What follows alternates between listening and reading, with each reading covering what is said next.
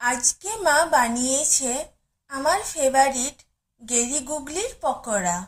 প্রথমে মা গেরি গুগলিটাকে সেফটি পিনের সাহায্যে খোলস থেকে বার করে নিয়েছে।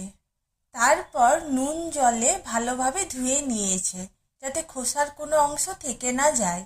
তারপর ভালোভাবে নুন হলুদ দিয়ে কড়াতে সামান্য সরষের তেল দিয়ে কষেছে। তারপর সেটাতে পেঁয়াজ কুচি, আদা বাটা, রসুন বাটা, বেসন, কাঁচা লঙ্কা কুচি মিশিয়ে পকোড়া বানিয়েছে। তোমরা চাইলে একটু চাল গুঁড়োও দিতে পারো, খেতে দারুণ হয়, বানিয়ে দেখো একদিন।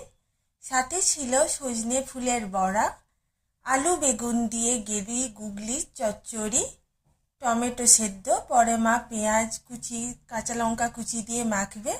আর তার সাথে ছিল মুসুর ডাল আর ভাত। এই ছিল দুপুরের খাবার।